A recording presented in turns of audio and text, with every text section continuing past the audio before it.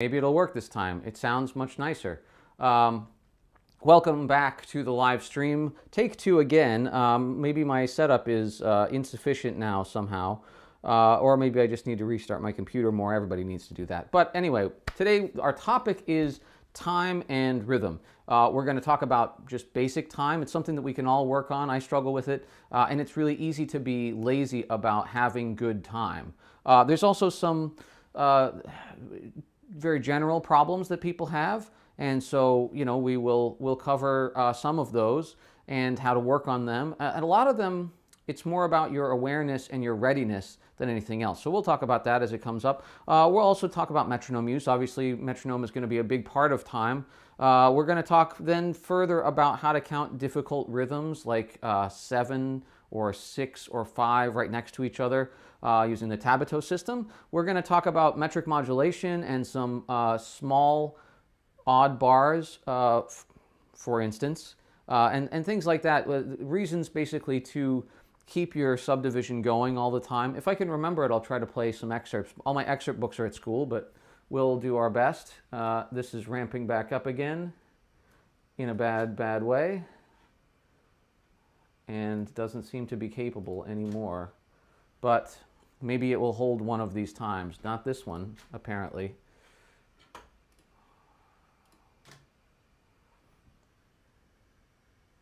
I don't know. I never know. So we're going to talk about those things. Then we'll get into metric modulation. We will get into polyrhythms and kind of how to work on all these things. So I'm going to keep a hawk's eye on the live stream to make sure that it doesn't keep freezing. I guess I have to keep moving in order to do that, and that's probably more dynamic video for you guys. We're going to be using the Gecker book for, well, I call it the Gecker book because it's the one I use the most, but this is endurance drills for performance skills. Okay.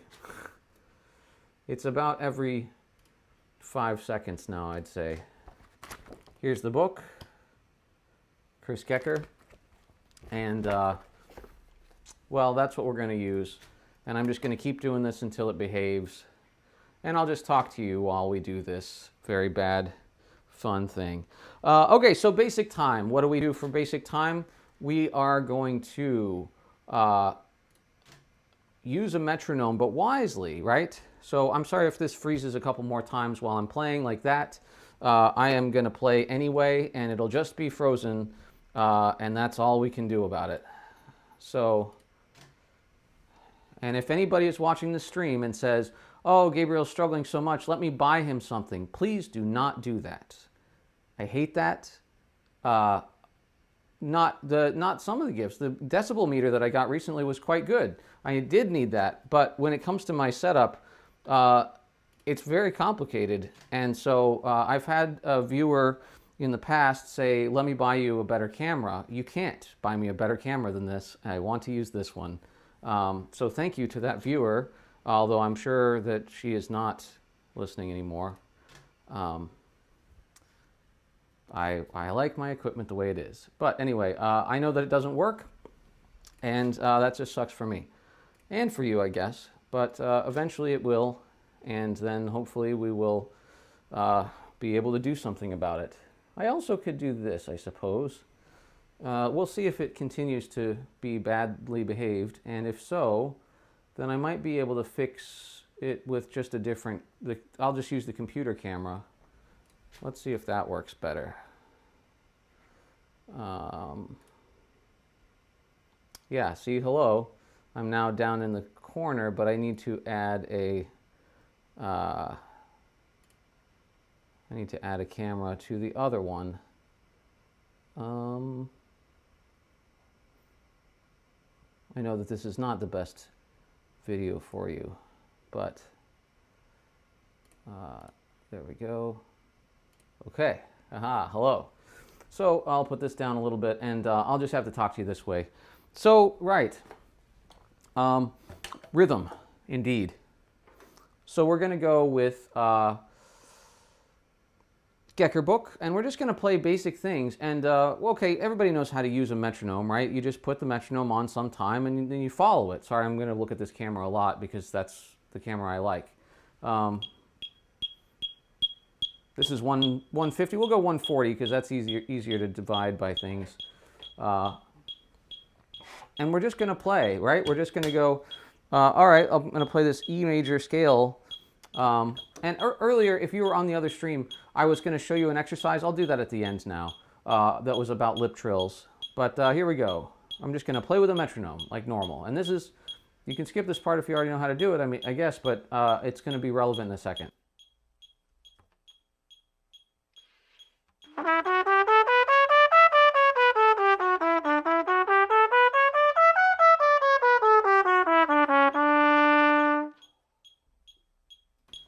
Right, very simple.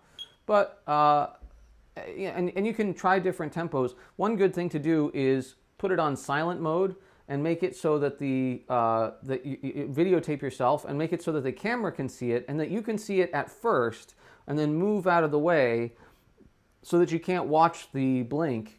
And so we can try to do that for you guys. If I turn it all the way down, I don't know if I will be able to do that. Yeah, there we go, right? And you can see this beep, blink rather. Now, how am I going to do this? This is a great question that I answer differently every time. Well, how about here? Okay, so I'll look at it.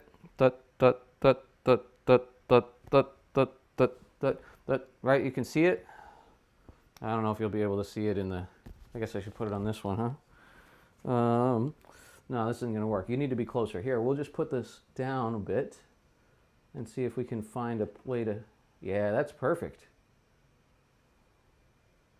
Now I can see this, but just barely. So I'm going to start with it, and then I'm going to immediately look away. Let's play F, I guess. So where is it? 1, 2, 3, 4, 1, 2.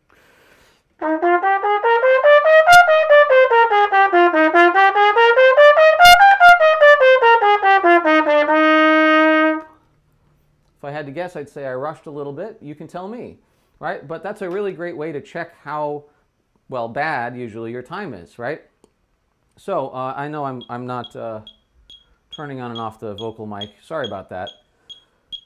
But we're not playing very loud yet. So, okay, that's normal use of a metronome, but what other things can we do with it? Well, we can check our time if we want by putting it on the off beats, instead of the on beat, the down beats, right? Each beat, we can make this and, right? So now our brain does that. This doesn't do anything else, but if I go and, right?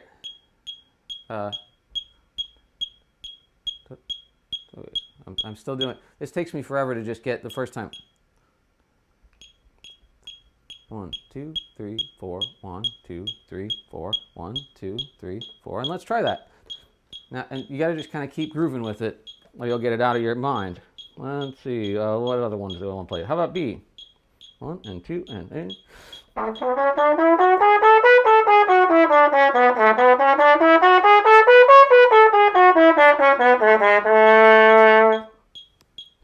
Right? It's really hard to do, but it's really good for us. I learned this from Carol Jansch, I think, the tuba player in the Philadelphia Orchestra, and somebody with great time. So I think it's almost definitely something we should all do, right? And I like things like that because it really sort of throws you for a loop. But okay, so let's talk about some other stuff. If we just turn pages in the Gecker book, we get some other exercises that almost all of which are really difficult. So, okay, how about number 4? Then number 4 is in 7/8. Now, 7/8 might be hard for you to feel at first if you've never done it. So you need to practice. And how do you practice that? Well, you practice with the metronome on the 8th notes so that you can't get behind, and then you have to get the groupings right in your head. And really, you have to just do a lot of these things yourself, with even just away from music. 1, 2, 3, 4, 5, 6, 7. 1, 2, 3, 4, 5, 6, 7. Right? Or you have to think of it in groupings, but you also have to keep the 8th note steady, and that's what the metronome will help us do. So if I put this up to, let's say, I don't know how high it can go. This is 240, right? It says 242 in the book.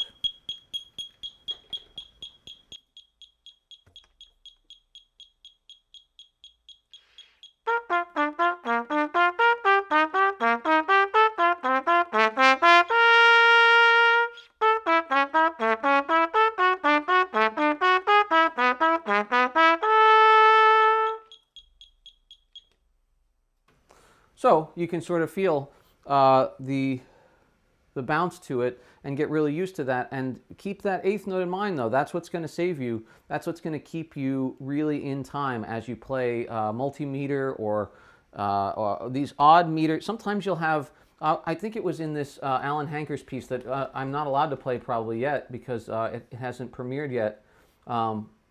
There's a lot of 5/16 plus 4/16. There's a lot of like very difficult rhythms, but sometimes you'll just be going along, right? Like 1, 2, 3, 4, 1, you know, just kind of going along, and then all of a sudden there'll be like a 5/16 bar. 1, 2, 3, 4, 5, 6. Let's say 1, 2, 3, 4, 5, 1, 2, 3, 4. 1, 2, 3, 4, 5, 1, 2, 3, 4, 1, 2, 3, 4, 1, 2, 3, 4, 5, 1, 2, right? And it's just really difficult to do. But the way you do it is you subdivide, right? You have to think, I'm subdividing into 16th notes because I see 16th notes coming up. And a good example of this is the excerpt Fêtes from Debussy. But if you stick with this example for now, right? If I'm going 1, 2, 3, these are quarter notes, right? 1, 2, 3, 4. I really need to be thinking 1, 2, 3, 4, 1, 2, 3, 4, 1, 2, 3, 4, 1, 2, 3, 4, 1, 2, 3, 4,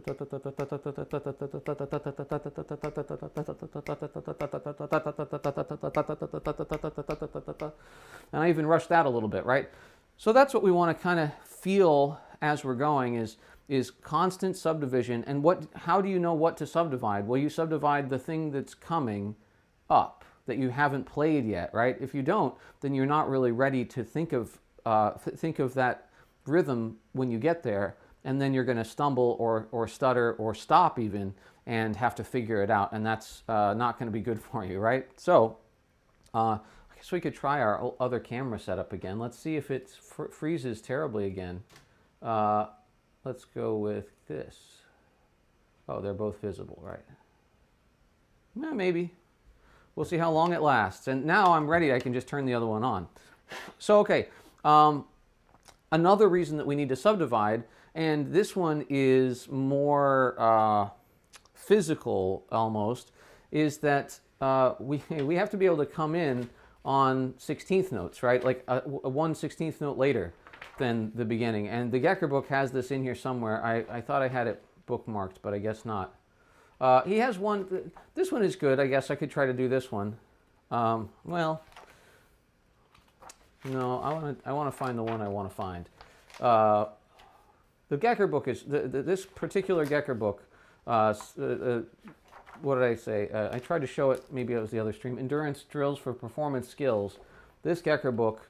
There it is, number 18. It just has full of stuff that you think, oh, I should be able to play that. And yeah, you should be able to play it, but you can't. Not right away, at least. Okay, so I'm going to play, let's go with B flat major at the bottom of the page, right? So that the fingerings aren't too tough, so I'm not stumbling over those, right? But now this one is tough. If you have a more advanced metronome like a lot of phones have now, or one of those Dr. Beat, DB99, DB60, you can turn on 16th note subdivision, right? And it's great. You can turn on eighth notes, you can turn on triplets, sometimes they can do sextuplets and other things. So those are all really good to use, and I would on this, but for now we're going to have to tough it out with our mental subdivision, right? So let's put it on, I don't know. Okay, it's still way too fast. So we come in on the second eighth note and we're just playing a scale. Very simple, but not easy. Just because it's simple doesn't make it easy, right? So this is 90. And I'm in my brain, before I play, I'm going, right?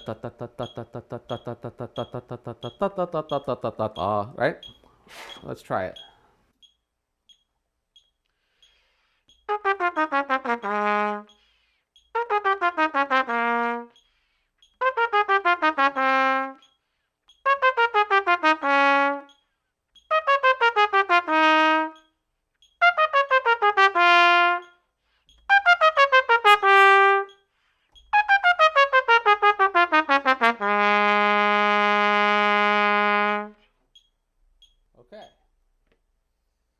So we did pretty well, I hope. I'll review the video footage later and see if it sounds right? And so you might ask, well, okay, how do you do that? I'll tell you how first not to do it. And this is something that we have as a holdover from a lot of our middle school and high school band teachers, which very correctly tell us to breathe on the beat. When we have, let's say, oh, I almost got it. See, it chose the perfect time to quit on me. Well, perhaps we'll give it one more shot. That lasted a lot longer than, nope, that was an instant. So we're just going to quit on it, and we'll turn this back on, and we're done. Okay, so as I was saying, they very rightly tell us to breathe on the beat when we have an upbeat. So we go, da, in this same tempo.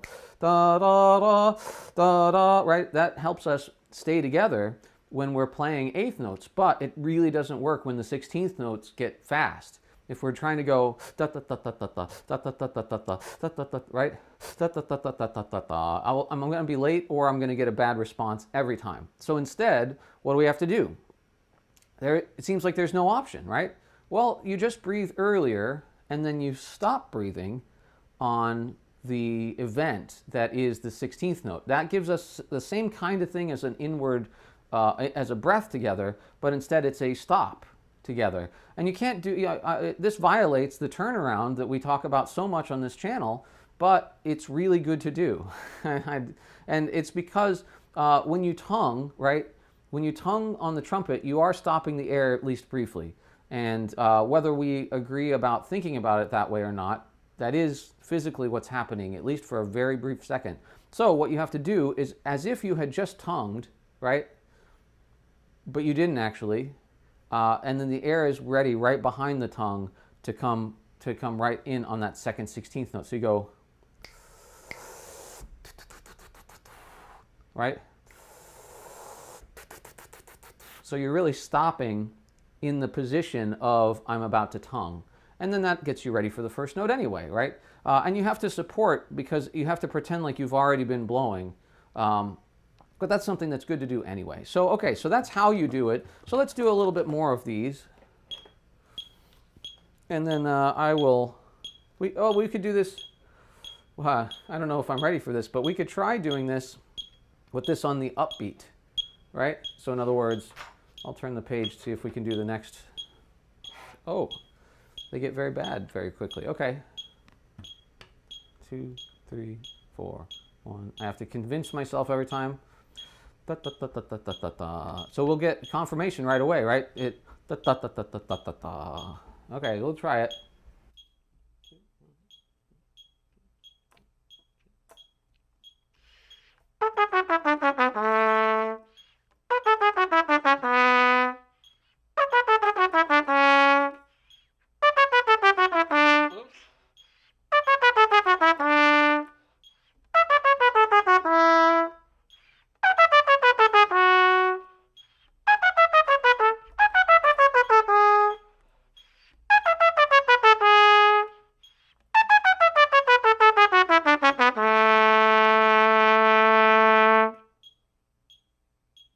So despite some bad B major modes there,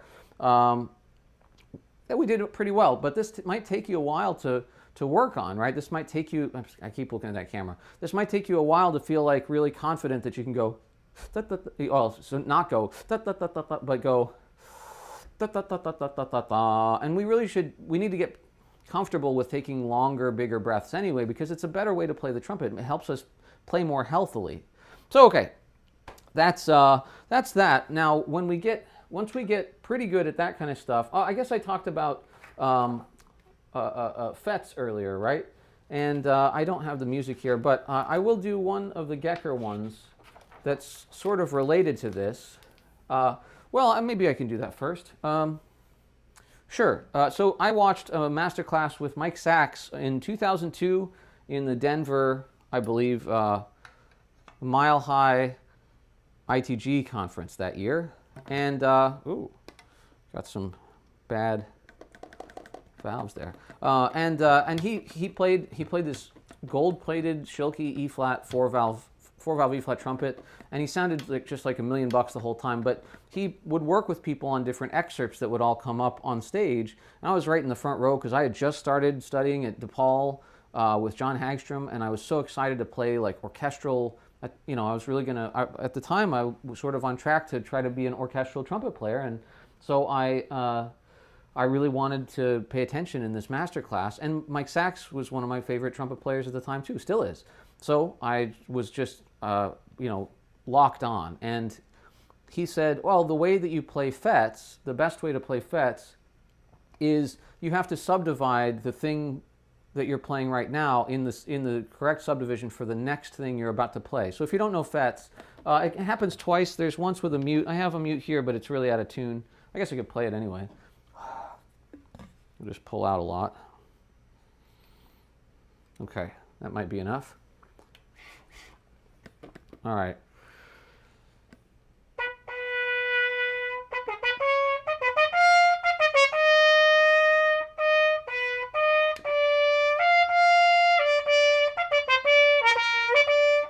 So this is how fets goes, right? I didn't mute it either. Maybe I'll get my real fets mute, since you can actually see me as I go to the mute cage here. So pardon the mess too. When I redid the office, I didn't have room for all the things that I had in it, and I still don't have anywhere to store them because, well, a lot of this stuff needs to go to school still. But anyway, this is my real fets mute, and it is also very sharp, but it sounds better. So you heard the excerpt. Now you can hear that there's different rhythms there, right? And you can get the music out. You can get it online if you want. But so the first one is da, da, da, da, da. This is our tempo, right? So we're going. Da, da, da, da, da, da, da, da. Oh, already we have to subdivide into triplets. Da, da, da, da, right? So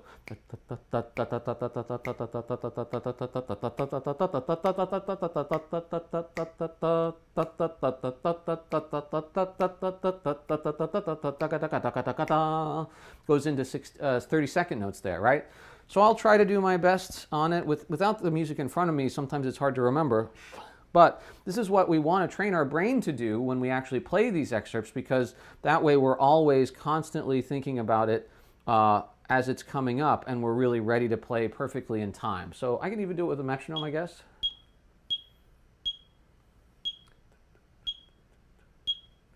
A little faster than that. There we go. I'll turn this down.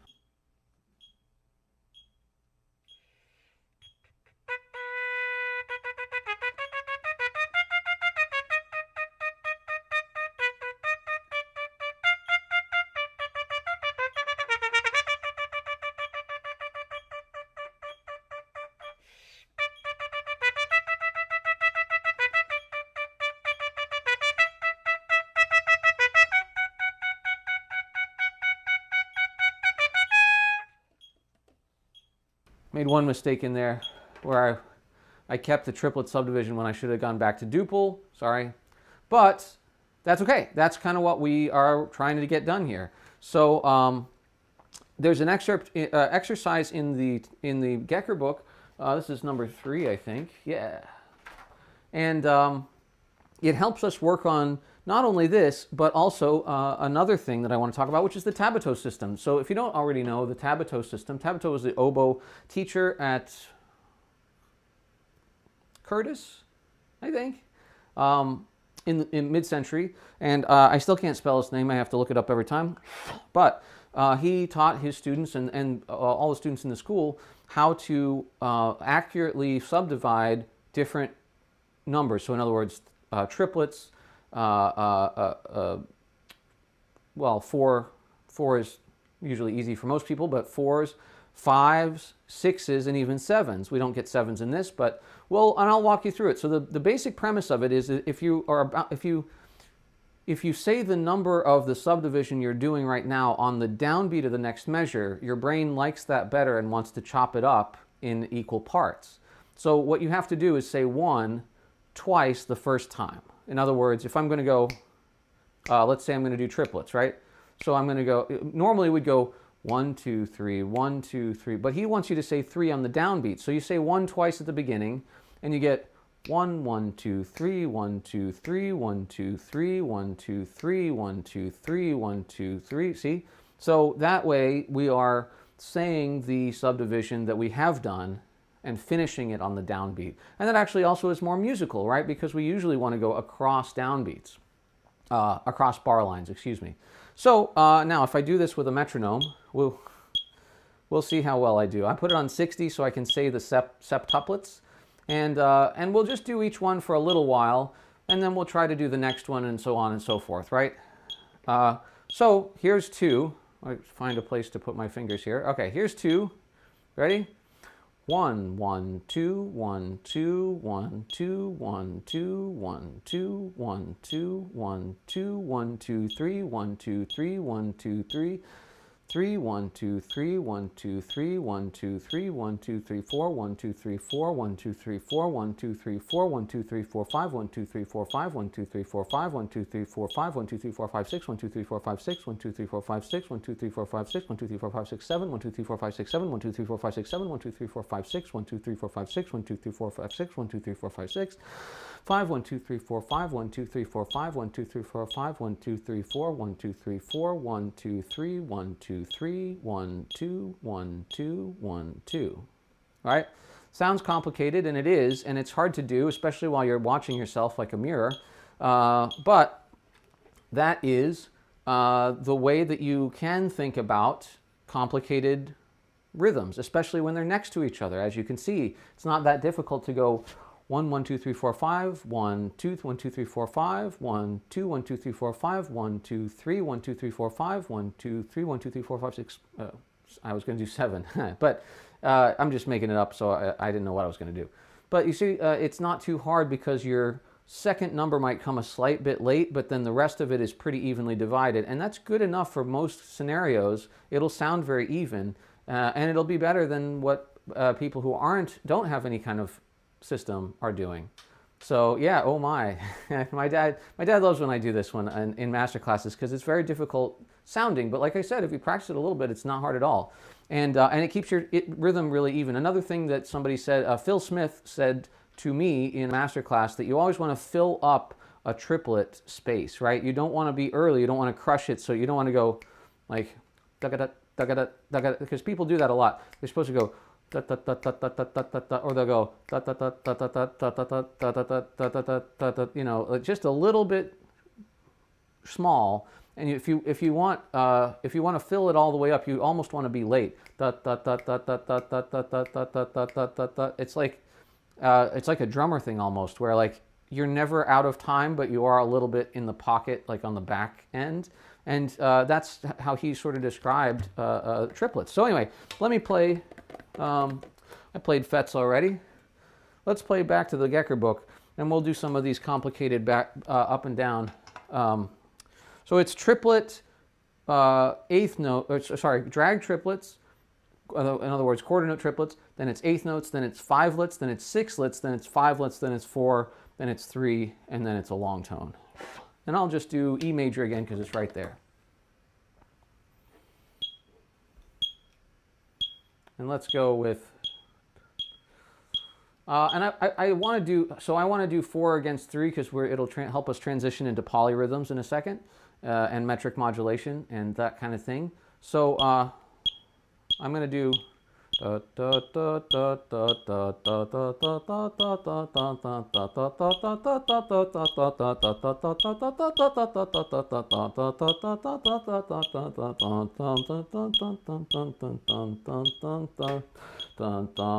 Right? Here we go.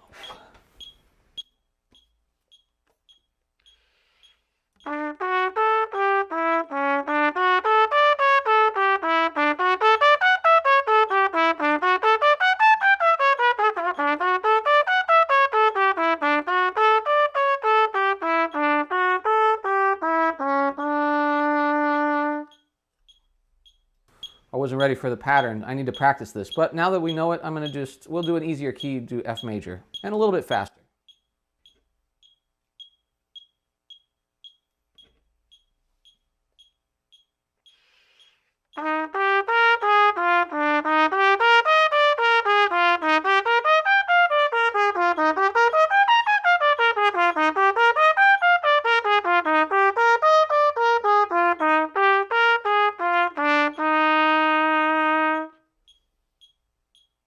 Now, a lot of people will have trouble doing the drag triplet subdivision. They'll go ba ba ba ba ba ba ba ba ba, right?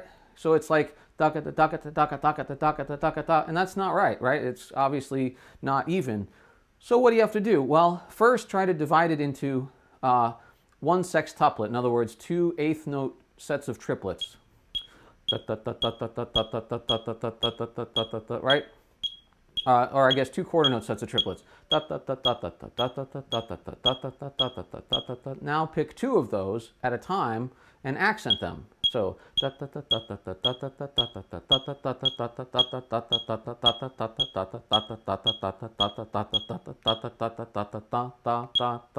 oops. Da da da da da da da da da da da da da da, right? That's how you do it. And if you aren't familiar with that, then it's time to just do exactly what I just did forever and ever. One thing I tell my students and other people to do is, if you feel like you have bad time, like it's not even rhythms, it's just the time, like you just can't keep a steady beat. Just get a metronome and throw it in the back of your car every day. Just like put it on and throw it, and you can even listen to the radio and everything, and you'll always passively have just beep beep beep beep constantly, and you'll get good rhythm. You'll eventually just know what it sounds like, right? You just have to expose yourself to metronomic rhythm, and just put it on a different. If you have one of those click metronomes, just crank it and throw it. And like I said, if you listen to other music, well, most music on the radio also has good time, and you'll notice the polyrhythm that is how the metronome is different than the music on the radio, and you'll start to be able to predict that. I do this. I'm sure it drives my girlfriend nuts. I don't remember if I do it in front of her ever, so I know that I probably do. But when I use the blinker, my blinker is metronomic time. Not all blinkers are, but I will do some polyrhythm over the blinker every single time on the steering wheel, and I can't help it. So let's talk about that now. Metric modulation is kind of like that first, where we might be going. It's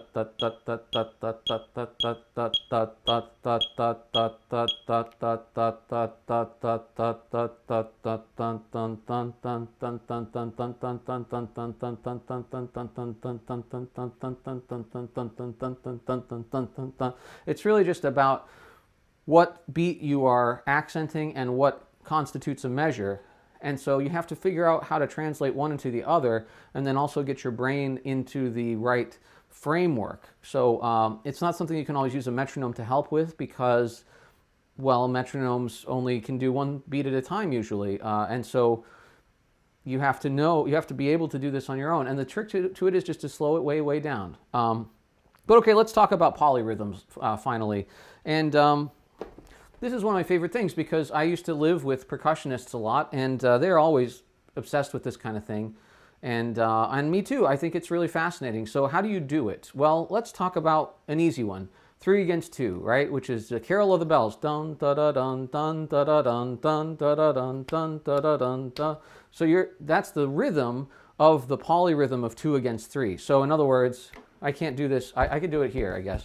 It looks like you can hear that. So this is the 2. 1, 2, 1, 2, and then we're going to go 1, 2, 3, 1, 2, 3, 1, 2, 3, 1, 2, 3, right?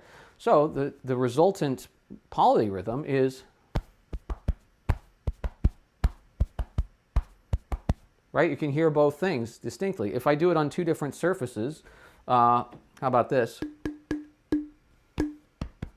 Right? So,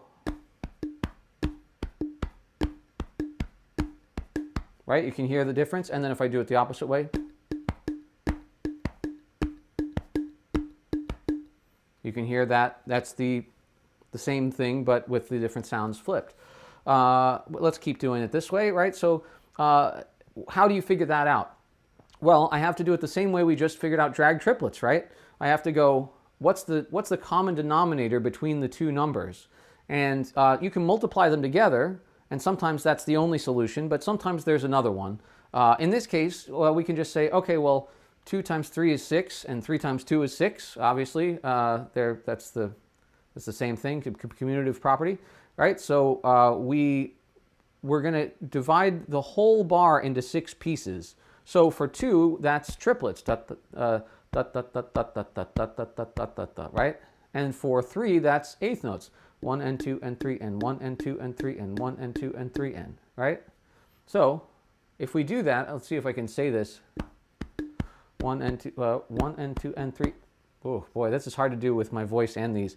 1 and 2 and 3 and 1 and 2 and 3 and 1 and 1 1 2 1 2 3 2 2 3 1 2 3 1 1 1 and 1 and a 2 and a 1 and a 2 and a 1, right? So you can hear, like, you have to figure out that, and then you have to figure out, okay, so the left hand gets 3 of these 6 notes and the right hand gets only 2 at a time. And so what will that look like? Well, it will look like in the middle I go da da da, right? I'll hear every one of those, in this case I guess triplet eighth notes, right? I'll hear them in the middle, and it'll exactly divide the faster one in half with the slower one, right? And you can see that visually. I was going to do this, like, I don't have the software to show you on a piece of paper, and apparently if I don't even have 2 cameras, I can't like have a dock cam set up. But basically, you can take 3 here, right? 3, and then the 2 is going to line up with the first one, right? And then this one has to go somewhere. So where is it going to go? Well, it's not going to, if this is even, if they're both even, try to get my fingers to obey here, it's going to go after the first, after the second triplet one, right? Somewhere. And then we know exactly where. It's going to split them exactly in half, right? That's, well, is that right? Yeah, that's right, right? So, okay, let's try harder ones. Anything against 2 is generally pretty easy, and you don't have to worry about ones that are multiples, right? Because you've already done them. So in other words, 4 against 2, well, that's just, those are just eighth notes of quarter notes, or however, right? So that's fine. Then what about 5? Well, 5 is a little bit tricky, right? But how do I do it? Well, I have to divide the whole bar up into something, and so 2 times 5 is 10, and that doesn't really help me because I still have to know how to do a 5-let, or either a long 5-let over the whole bar, or I need to be able to do small 5-lets over the half bar. That's not very helpful, but that is just the reality. And I mean, I can go deeper and try to find some commonality, but at some point I'm just going to have to try it. So let's see. If I just go 1 2 3 4 5 1 2 3 4 5 1 2 3 4 5 1 2 3 4 5 1 2 well, let's see, 1 2 3 4 5 1 2 3 4 5 1 2 3 4 5.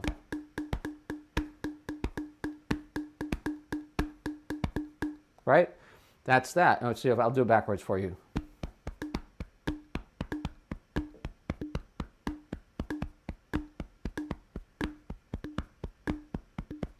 And you want them to line up on 1, and then you want the 2 to divide the bar evenly, and the 5 to divide the bar evenly. So in this case, it's like I'm going 1 and 2 and 3 and 4 and 5 and 1 and 2 and 3 and 4 and 5 and, right? 1 2 3 4 5, and I'm going to go 1 2 3 4 and 5 6.